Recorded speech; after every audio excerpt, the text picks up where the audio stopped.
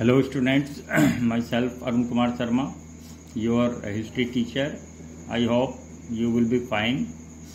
Today we will start a new theme, Rebels and the Raj.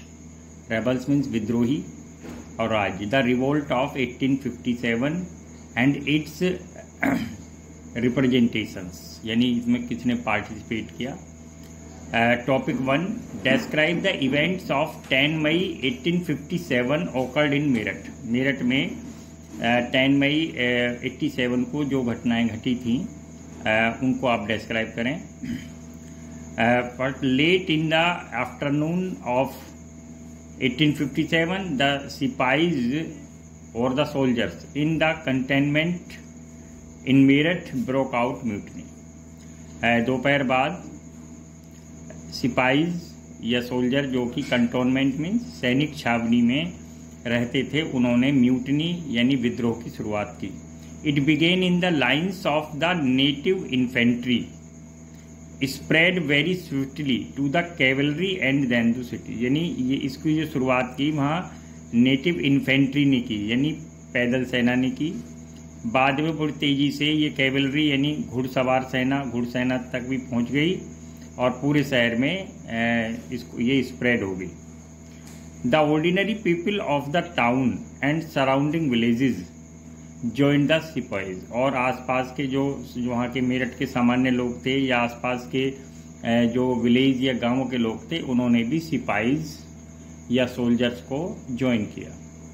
The sipahis captured the bell of arms. Bell of arms माने शस्त्रागार, जहाँ उनके arms हथियार रखे जाते थे. Where the arms and ammunition were kept and proceeded to attack white people. यानी इन लोगों ने पहले बैल ऑफ आर्म्स शस्त्रागार पर कब्जा किया और फिर वहाँ से जब उन्होंने अपने ये आर्म्स ले लिए, आर्म्स और एम्यूनिशन मीन्स होता है गोला बारूद, तो उसके बाद ये जो गोरे लोग थे या अंग्रेज थे उन पर आक्रमण करने के लिए आगे बढ़े.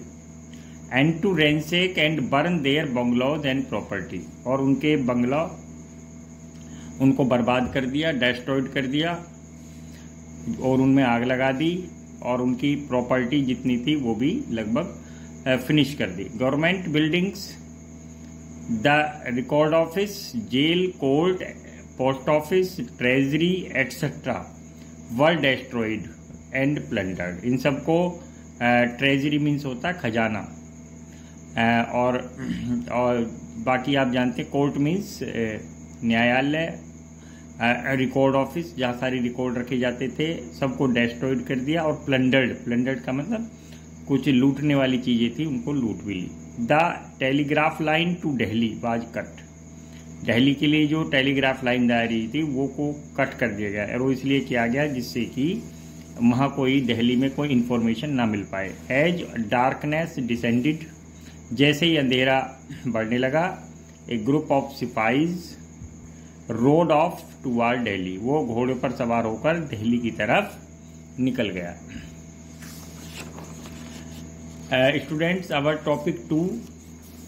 Describe the events of 11th May. Events of 11th May 1857 occurred in Delhi and Mughal court at Red Fort. Long question. यानी जब ये जो सिपाहीज थे या रेबेलियन थे, जब ये घोड़ों पर सवार होकर दिल्ली निकल गए तो ये सुबह के समय दिल्ली पहुंच गए थे. उसके बाद मुगल दिल्ली में और मुगल कोर्ट में क्या इवेंट्स ओकर्ड हुए, क्या घटनाएं घटी. The Sipais arrived at gates of Red Fort early in the morning of 11 May 1857. सुबह 1857 पर ये लाल किले के दरवाजे तक पहुंच गए.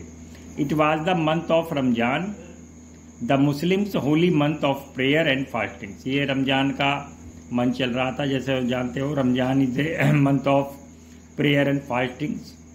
The old Mughal emperor Bahadur Shah had just finished his prayers and meal before the sun rose and the fast began. यानी अभी जो मुगल बादशाह था काफ़ी बूढ़ा था उस समय, लगभग 84 ईयर्स की एज थी.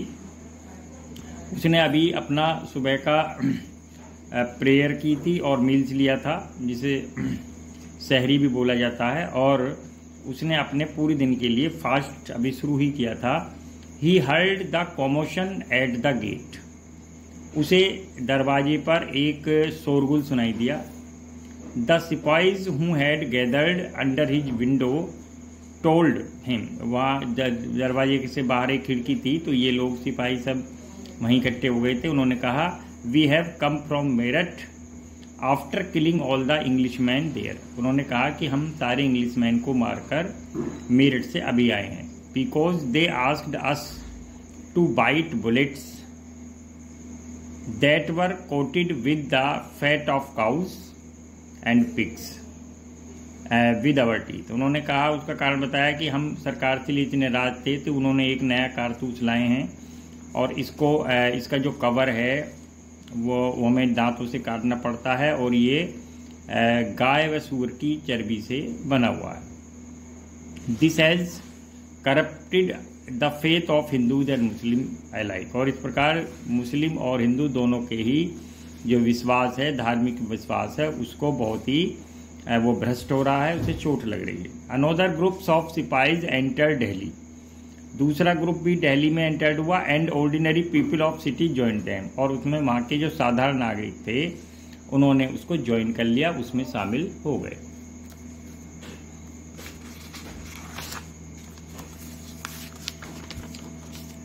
Topic 3, mention the conditions of Delhi after entered the rebellions in city on 11 May 1857।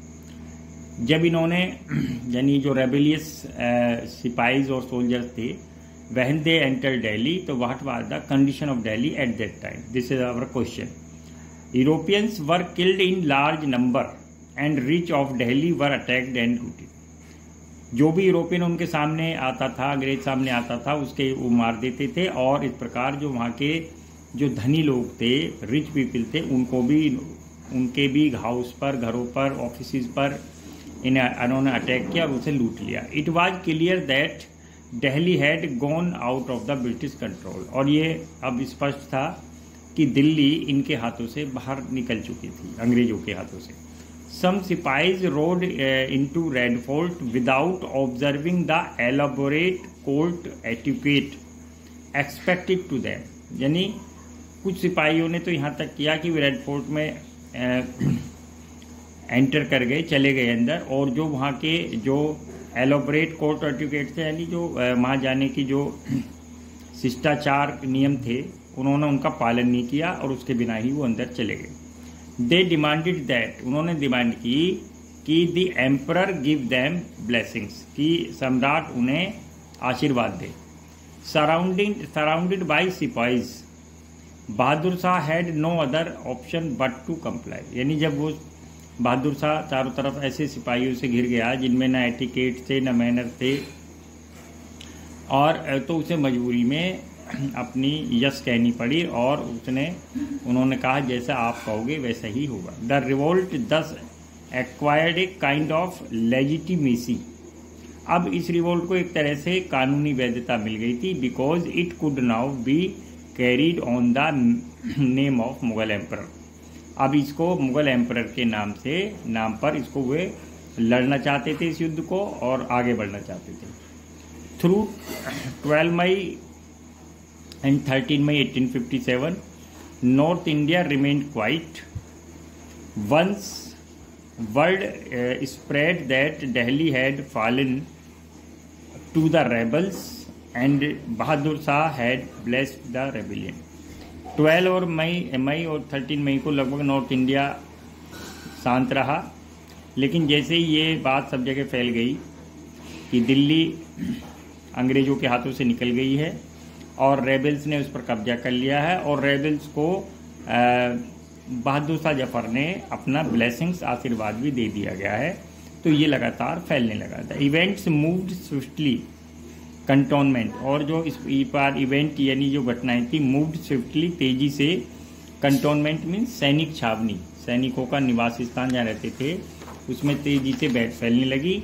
After cantonment यानी एक छावनी से, एक कंटोनमेंट से दूसरे cantonment, in the Gangetic valley, Gangetic valley means Ganga के मैदान में, and some to the west of Delhi rose to mutiny, और इस प्रकार वेस्ट यानी पश्चिम के भी कुछ भाग थे दिल्ली के पश्चिम के, उसमें भी ये म्यूटनी विद्रोह स्टार्ट हो गया, launch. Some topic 4, how did mutiny begin, mutiny कैसे शुरू हुई, विद्रोह कैसे शुरू हुआ। The sipahis begin their action with a signal, in many places it was firing of evening gun और साउंडिंग द बल्ब, यानी कई बार ये फायर करके निकलते थे, और या फिर उसके या फिर इनके पास एक बल्ग नाम का एक वो था, उसे भोंपू के द्वारा शंख बजाकर भी ऐसा करते थे। They first seize the bell of arms, सबसे पहले इन्होंने बेल ऑफ आर्म्स पर कब्जा किया, एंड प्लंडर्ड द ट्रेजरी, और ट्रेजरी पर भी यानी खजानों पर कब्जा कर लिया। Then they attacked government buildings, फिर उन्होंने गवर्नमेंट बिल्डिंग्स पर, जेल पर, treasury, telegram office, record room, bungalows, burning all records, सबको आग लगा दी। Everything and every day connected with the white man became A target, और प्रत्येक समय, हर समय, कभी भी, और इनका एक एम था कि सिर्फ वाइट मैन पर यानी गोरों पर अटैक करना। Proclamations in Hindi, Urdu and Persian were put up in the cities calling upon the population, इस प्रकार लगातार हिंदी उर्दू में जो प्रोक्लेमेशन माने घोषणाएं हो रही थी कि लोग इसमें, इस विद्रोह में, गदर में शामिल हो जाएं और अंग्रेजों का विरोध करें। Both Hindu and Muslims to unite, दोनों हिंदू मुस्लिम एक थे। राइज एंड एक्सटर्मिनेट, और एक्सटर्मिनेट माने उखाड़ फेंकना चाहते थे, खत्म करना चाहते थे द फिरंगीज यानी अंग्रेजों को, फिरंगी वाइट पीपल और the European. Define bell of arms, bell of arms का मीन्स बताइए। Bell of arms is a store room, एक तरह का एक स्टोर रूम था, in which weapons are kept, जिसमें कि हथियार, शस्त्र रखे जाते थे। Topic 6, define Firangi. Firangi is a term of Persian origin, ये पर्शियन ओरिजिन का वर्ड है। पॉसिबली ड्राइव्ड फ्रॉम फ्रैंक, ये Frank from which France gets its name, यानी ये एक फ्रैंक या फ्रेंच भाषा से लिया गया है, जिससे बाद इसके नाम पर बाद में फ्रांस का नाम भी पड़ा। Is use to Urdu, in Urdu and Hindi, इसको हिंदी और उर्दू में यूज किया गया। ऑफन इन डेरोगेटरी सेंस, यानी एक एब्यूजिव रूप में, गाली के रूप में। टू डेजिग्नेट फॉरेनर, विदेशियों को पदस्थापित, यानी उनको उनकी पोस्ट के अनुसार उनको डेरोगेटरी यूज में इसका प्रयोग किया गया। Topic 7, define mutiny and revolt. Mutiny means, mutiny एक कलेक्टिव डिसोबीडियंस, क्या होगा, एक collective disobedience of rules and regulations with in the armed forces. जब आर्म्ड फोर्सेज में, सशस्त्र सेनाओं में सैनिक अपने अफसरों के या अपने विभाग के रूल्स और रेगुलेशंस को ना माने और उसको अवज्ञा करें, तो ये बोला जाता है म्यूटनी। यानी कि म्यूटनी जो सिर्फ हो सकती है वो सिर्फ आर्म्ड फोर्सेज में हो सकती है। रिवोल्ट, रिवोल्ट का मीन्स होता है ए रेबिलियन ऑफ पीपल, लोगों का विद्रोह, सामान्य लोगों का, common people, against established authority, स्थापित सत्ता के खिलाफ, पावर के खिलाफ। And power, term revolt and rebellion can be used synonymously, और लेकिन ये दोनों ही सिनोनिमस हैं और इन पर्यायवाची हैं, और उनका अर्थ एक ही है, विद्रोह, गदर आदि। In the context of revolt of 1857, the term revolt refers preliminary to the uprising of the civilian population. अगर हम रिवोल्ट को देखें 1857 का, तो ये रिवोल्ट है वो प्रारंभिक रूप से लोगों का यानी सिविलियन पॉपुलेशन माने जो साधारण नागरिक थे उनका ये विद्रोह थी। पीजेंट्स, जमींदार, राजा, जागीरदार इनमें शामिल थे। While the mutiny was of सिपाही, जबकि जो म्यूटनी थी वो सिपाही या सोल्जर्स की थी। Students, note these question answer on your notebook. Thank you very much.